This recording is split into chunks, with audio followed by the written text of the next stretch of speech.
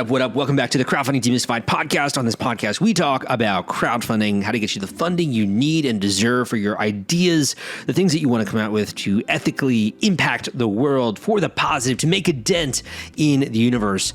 And, I've been doing my show since 2015. I've been in the industry since 2012. And it's been my mission, my friend, to get this information in the right hands. So you can actually go out there and you can launch something on Kickstarter, Indiegogo, or using other methods of crowdfunding like equity crowdfunding, etc. And in today's episode of the podcast, we actually spoke with an individual who completely reinvented the way you might think of design when it comes to watches. So if you've ever been thinking about coming up with a new product idea and launching that on Kickstarter and getting funding for that, this individual was able to raise over $454,000 on Kickstarter and then transitioning to Indiegogo in demand. And in this interview, which I would say is quite candid, he shared exactly how he did that and how he transitioned from his career as well, doing something quite different, to be able to launch a whole new watch company from scratch. And really just with that idea of like, hey, I want to bring cool watches to the world, right?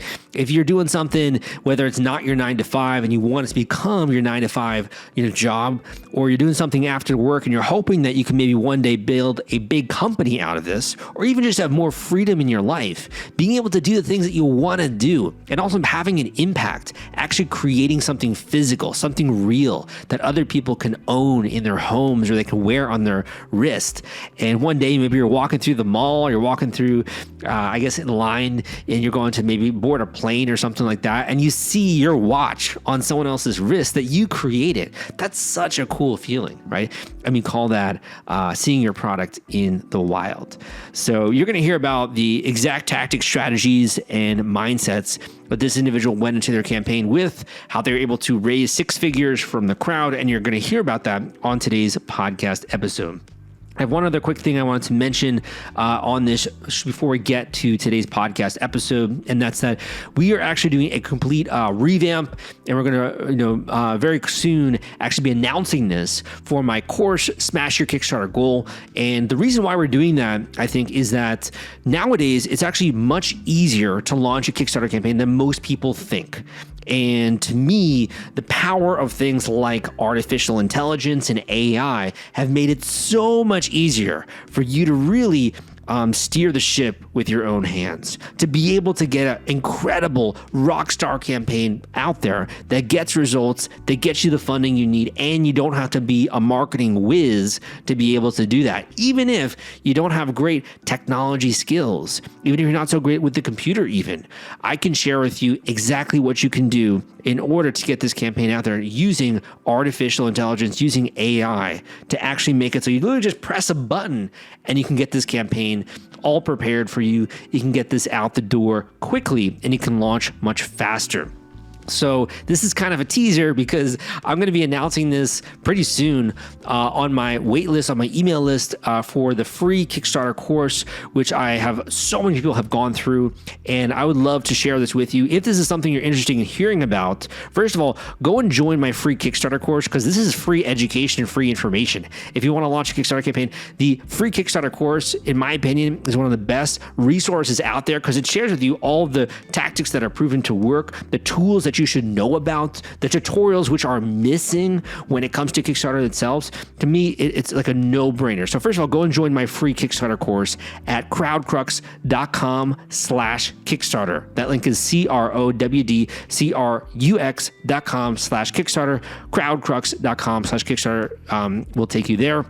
And kind of as a thank you for just, thousands of people being a part of that free course, I want to make a special deal and a special offer for this new upgraded Smash Your Kickstarter Goal course, and with the expanded AI module. And I'm going to be announcing that on that free course list. So make sure you join that. Again, crowdcrux.com/Kickstarter.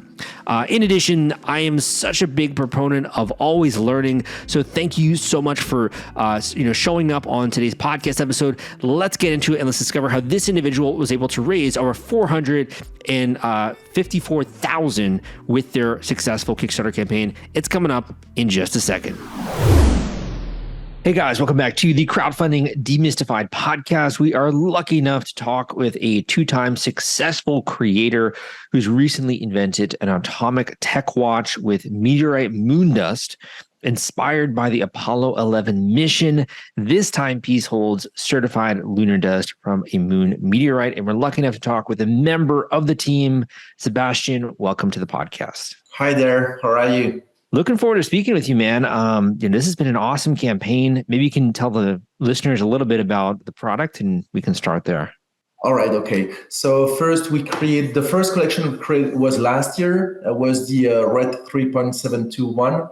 And basically that watch was commemorating the mission on Mars that happened in 2020. And that watch was integrating some dust from Mars, basically. So what we did is we contacted some people from the IMCA, that are from the Institutional Meteorological Association. And these people provided some meteorite coming from Mars. So basically, we took meteorites and converted it into dust and integrated it in the watch. Very cool, very cool. And how did that first campaign go? How did you do with that first campaign? So the first campaign, well, that was, Kickstarter is a brand new environment. It has a lot of tricks, a lot of tips that you need to get also from people around you. It's also a very specific vocabulary, in the Kickstarter campaign. So you need some time to get used to it. And so we've been learning a lot. I mean, for the first campaign, did a lot of mistakes, of course. But it did well. We raised, I think it was around 400K with Kickstarter, and then we raised another 200K on Indiegogo in demand. Congratulations. What led to you actually deciding to use the platform that is Kickstarter to get this out there? Like, why not do, launch on your own website? Why did you decide to go with Kickstarter? Because we have another brand called Col&MacArthur, and that brand is basically focused on commemorative watch, any kind of themes. And we, in the past, released a watch that is called LUNAR1 that was for the commemoration of the 50 years of the man on the moon. And this watch was our bestseller. And so later on, a few years later, we decided to create Interstellar that would be mainly only focused on space, a related topic. And so this is how we started to create the Red Watch. But since we were mainly based in Belgium and France, we wanted to find a way to leverage the product on the US market. And this is why we started to work with Kickstarter. How long has the company been in operation before the Kickstarter campaign, the first one? So Col&MacArthur exists since 2013, so it's been 10 years last July. But Interstellar has been created 18 months ago. So from the time we've created the company, it took about, I would say, 6 months to launch the first campaign. And how would you clarify your role in the project? Are you the designer, the inventor, the creator? Are you the marketer? Are you the project manager? How would you describe your role? So I would say that I'm not an expert in anything, but I'm like supervising any kind of aspect, I would say. So I'm the one designing the watch, but I have someone that is, I'm just designing on paper, and I have to have a designer that is quite competent with the Adobe suite. So he's the one that puts this into place on the, on a file, and then for submission to our suppliers to build the first prototype. And we have, of course, like some community managers.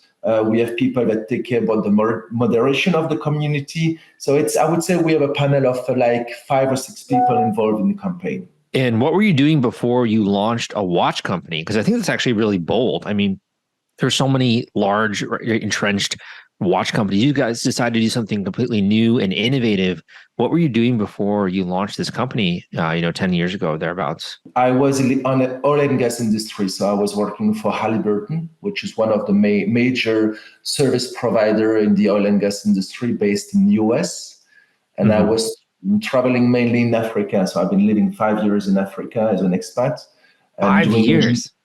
Yeah, Wow. 5 years in Cameroon and Gabon. And I was basically an engineer going on platform to provide some expertise on the oil extraction. But I was, as I said, 10 years ago, so it's a long time ago. Where did your passion come from for watches? Why was this something that, really fixated in your mind? Why was this something you decided to focus on?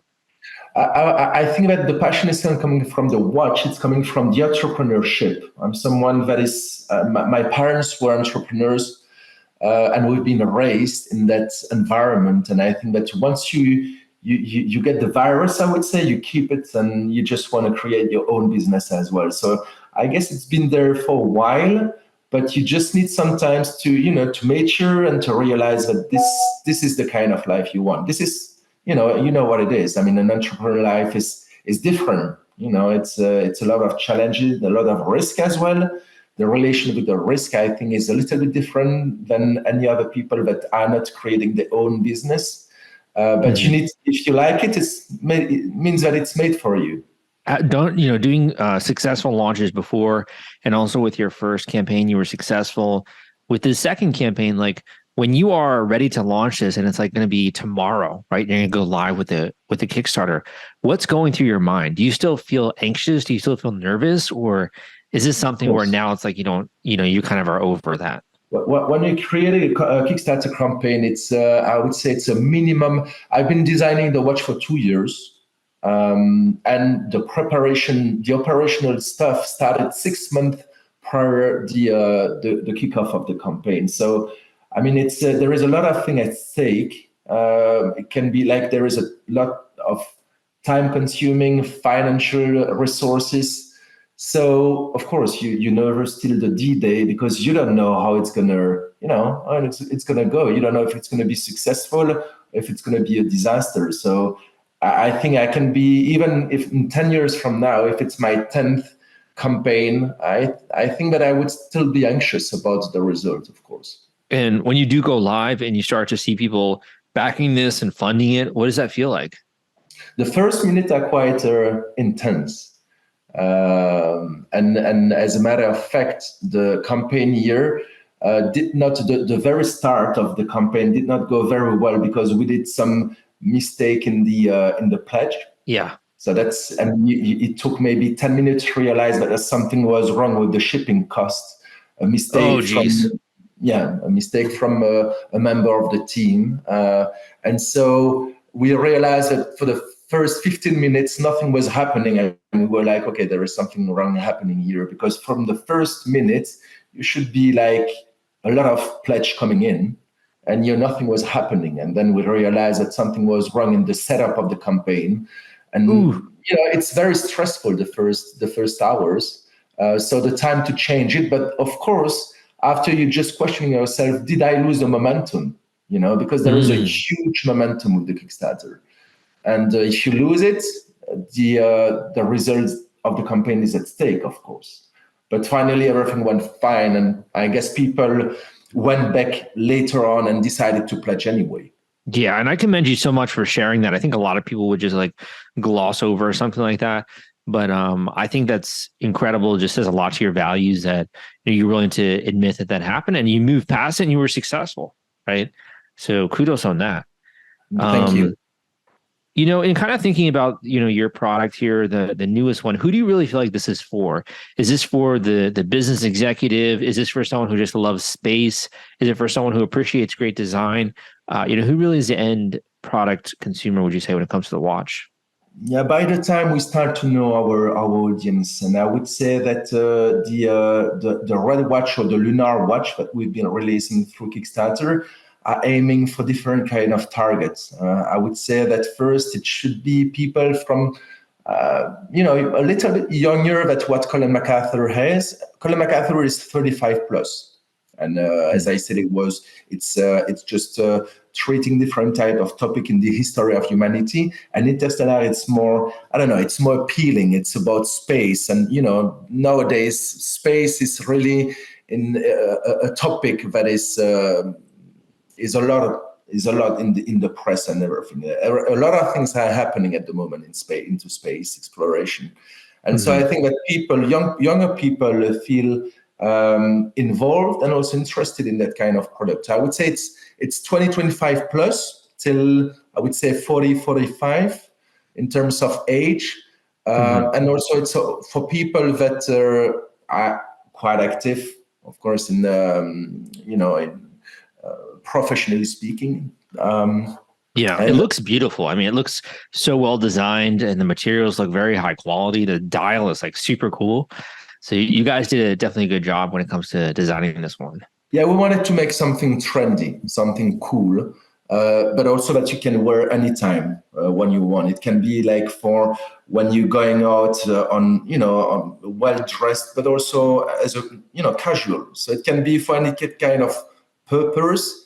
And also we integrated the NFC technology, as you may have seen, and so people can track actually the meteorite ID, the spectrometry of the meteorite.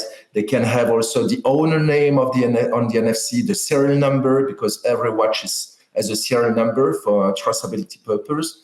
So it's also a cool features, the NFC technology, and people that love technology as well could be interested in that kind of product.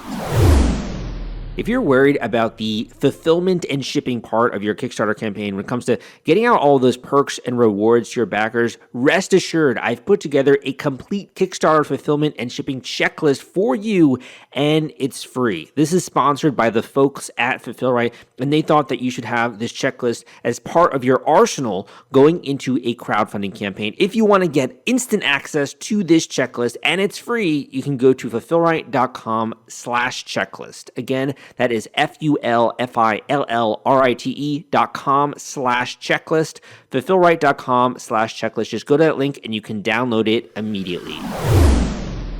When it comes to doing this project and looking back, do you feel like there are any lessons that you learned about crowdfunding or about Kickstarter that you'd like to pass on to the audience? Yeah, and it's kind of funny because you realize that every campaign is different. And every campaign you're learning quite a lot. And you're making, we did again, made some mistake on this one as well. But I would say that the main thing is just the visibility. You need to find a way to leverage the visibility of the product, of the project, on Kickstarter platform, but also out of the Kickstarter community. You need to use social media. You need to use newsletters. You need to use a press release. We've been using a press agency in the US as well to try to gain some visibility on the market, even if these people are not used or do not even know Kickstarter. But you're bringing these people in the community, and these people, if they like the product, they're ready to use that platform, even if they're not familiar with that platform. So I think the main thing is just, of course, it's having a cool product, but after the main thing is marketing and communication, which is like one of the key features in the campaign. So making sure that you're broadcasting the message and you have a marketing strategy and they're getting the word out on different channels, it sounds like was important to you, right? Do you feel like there's one channel that was more important than other ones? I would say the main channel is, of course, Kickstarter. The community it's a huge community and it's driving a lot of pledge. And I would say the second one is the other newsletters. You have many newsletters that collect the databases for people that are used with these crowdfunding platform, could be Indiegogo, Kickstarter, whatever. But we've been using, I don't know if I can name some, if that could be useful for the audience. If you found one to be super useful, you can more than welcome mention it. Yeah, you do have, for example, Pledgebox, that is a very good newsletter and has been driving a lot of pledge. Another one that created a blast on the red campaign last year, we did an article with Yanko Design. And we had a huge blast to the point that we even had a broadcast on television, and we didn't even know that someone else that got back to me to say, hey, you're on television, and I didn't even know that we won television with the watch. And super cool.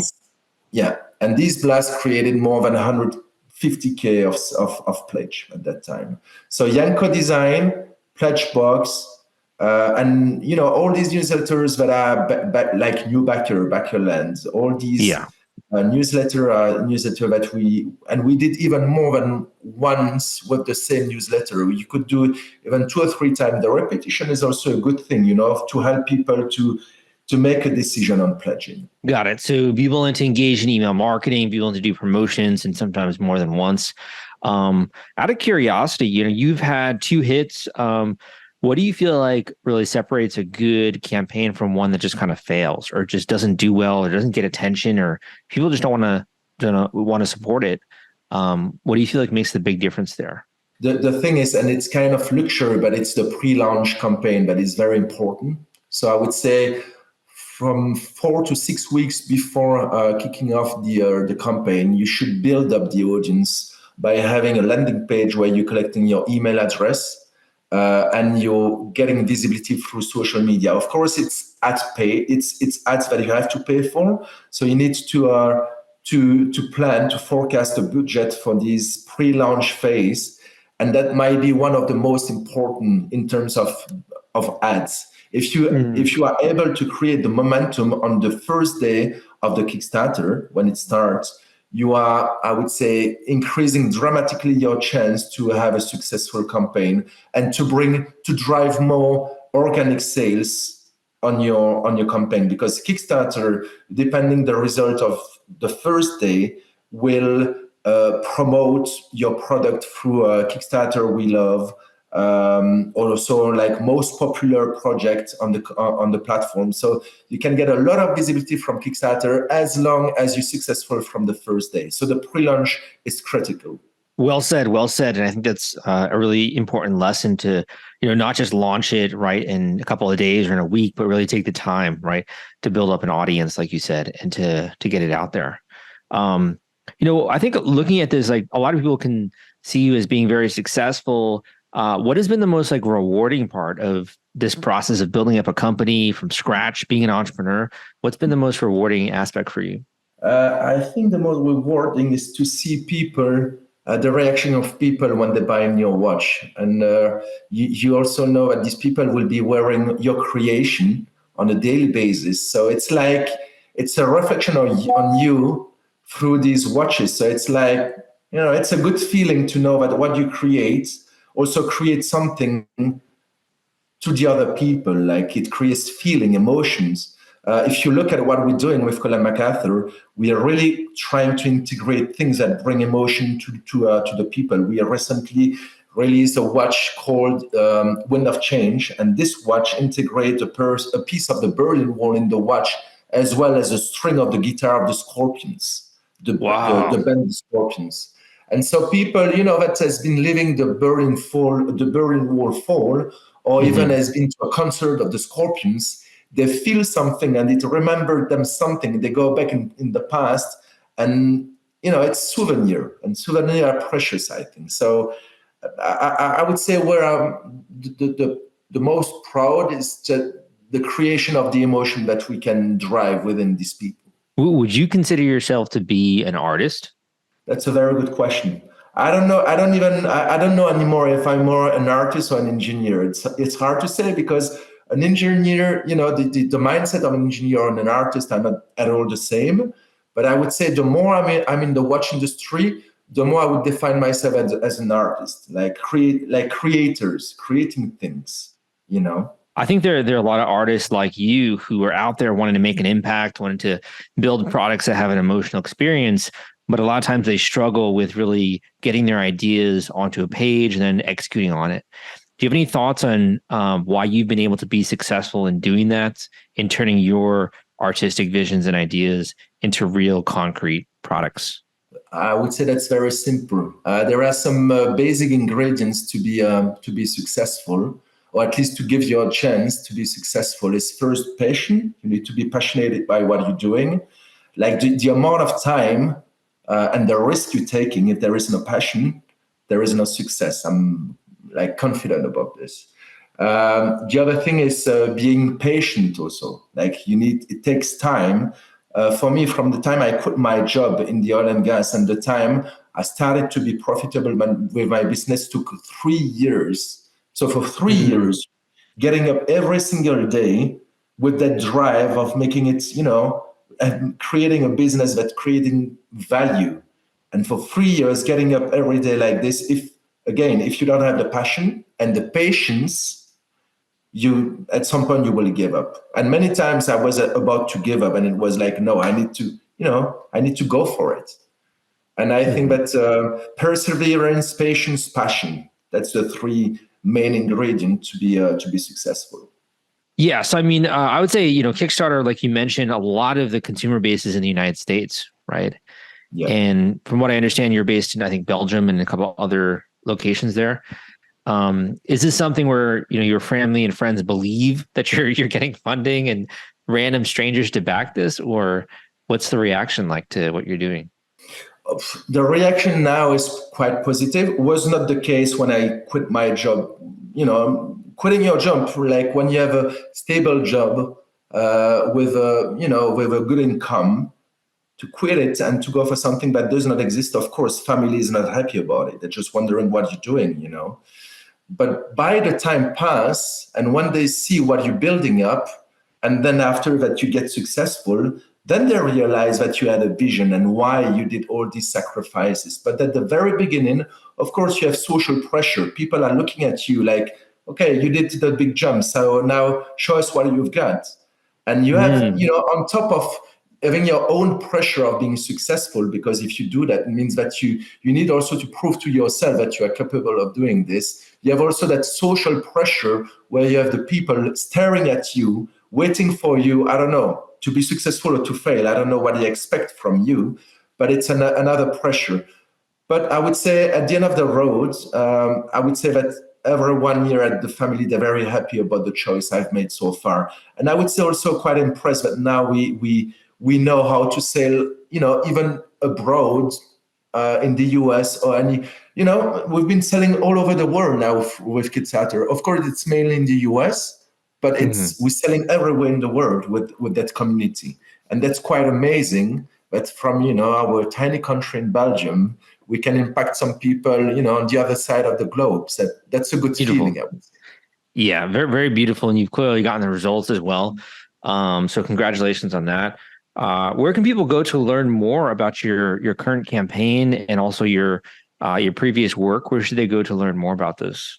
So about Interstellar, at the moment we are on Indiegogo with the last campaign that is still active on the platform. At the moment also we're building up a new website for that brand. But if they want to see what we've been doing from the first day of the creation of Col&MacArthur, they need to go on the website of Col&MacArthur. We're only selling through e-commerce, so that's fully digital, and we don't have retailers. Everything is through our website, and so we are in direct contact with the final consumer. It's also a way for us to perfectly control the service, but also the service after sales, and the quality of the product. There is no intermediate between us and the final consumer. So they can go on the website, and if they have any question, they can call us and they can chat with us on the website. Will do. I'll make sure to include those links in the show notes. And also when it comes to the Kickstarter campaign, my final question for you, we're coming to the end of the interview. And I think that, first of all, I've learned a tremendous amount from you when it comes to what you need to do to be successful, building up an audience, being willing to promote, get the word out there on the newsletter, PR, etc. So there's a lot of great stuff you've shared. We can either end on a final quote that you like, a tip that you've been told by someone else throughout your career, or a final bit of advice about crowdfunding, and we can end on that note.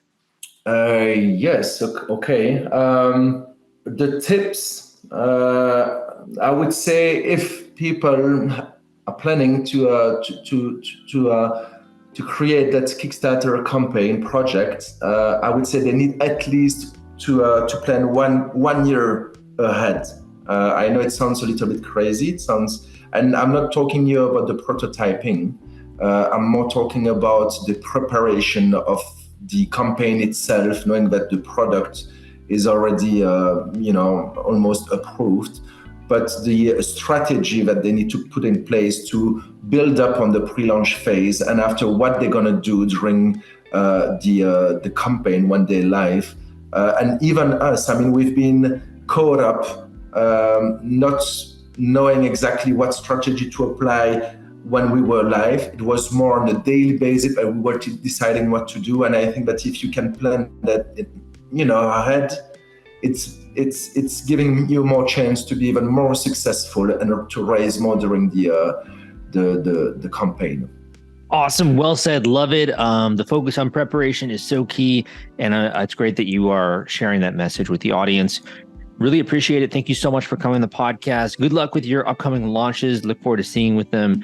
And thanks for sharing a lot of great tips. Thank you. Thanks for welcoming me. Thank you for listening to this episode of the Crowdfunding Demystified podcast. Again, my name is Salvador Briggman, and you can go and check out some of the other archives of this podcast for more information and more education on crowdfunding, how to launch a campaign right out of the gate, how to get funding nearly instantly using some of the techniques that we talk about on this show. So I've been doing this show for a while, and this is actually not the only thing I do. I also do a YouTube channel. I also do a blog, crowdcrux.com. I'm also a business coach as well, and we do a digital marketing agency helping people and helping business owners launching new products into the world, growing their brand, getting traffic to their website, all these kinds of things. And I think that, a lot of the times I'll have students ask me like, Sal, it must be so cool to be able to, put out videos and get people to watch them and like coach people. Like, it sounds like such a cool job. And I'm so lucky. I'm so privileged to be able to do what I do, right? And it's something that for me, for so many years, I have felt obviously very lucky. But I would say that there's one thing I'm even more proud of than the kind of content we put out and all these things that we're sharing with the world for free in most cases. And that's the internal team. And that's something that not a lot of people get to see, unless you're working with us as a client. You don't really get to see the incredible culture at CrowdCrux, the incredible teamwork which we have working together towards common goals and having shared values as an organization. It is such a freaking tight-knit team. I've had people who work for me for years and continue to because of the vision which we have as an organization to ethically impact the world, to help you and students like you reach your full potential, to really uplift people when it comes to providing education, sharing know-how, and being willing to also, in some cases, fight those battles for them, right, if they're one of our clients. So we have this new redefined set of values, which is designed to codify the things that have made us successful in the past. I just want to end today's episode sharing a couple of these with you. Take them with you. If you find that they're useful, employ them, because I'm telling you, they've been very successful within our own organization. And I think if you embody these traits, they can also help you get the results that you want, literally in any area of life, whether that's with a crowdfunding campaign or your own business or whatever it is. So the first is A. So this is an acronym which we call ALERT. Being alert, not being asleep, being alert. Being actually, energized, being excited, being confident, going towards your goals proactively, right? ALERT. The first one, A, stands for ambition and continuous learning. Being willing to be ambitious is such a hugely undervalued trait and quality.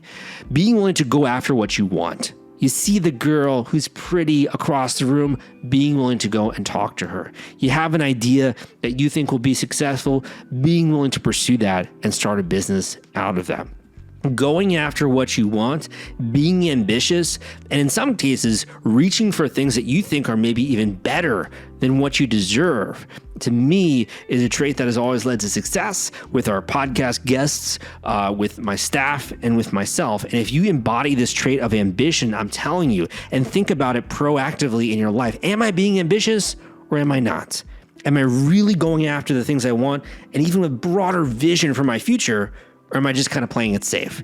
You got to be ambitious. And the other one is continuous learning, because just because you have that desire doesn't mean you're going to get there. There's a gap between where you are and where you want to be, right? Who you are and who you want to become. And that's really where continuous learning kind of fills that gap. And that's one of the reasons why we put out the podcast, to help people just like you when it comes to the YouTube channel, put out videos to educate people who are interested in moving their life forward. So ambition and continuous learning is the first value which we have identified has led to our success as a company.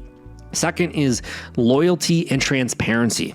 Being loyal to the teammates which you value, being transparent about what you're trying to accomplish and do. To me, transparency is huge. And it's one of the things that was lacking in the crowdfunding industry. There was no transparency whatsoever. So I decided to start the podcast to interview real world guests, real world people that are raising money every single week so that you could hear straight from the horse's mouth the tactics, the techniques, and the tools that are working to get funding.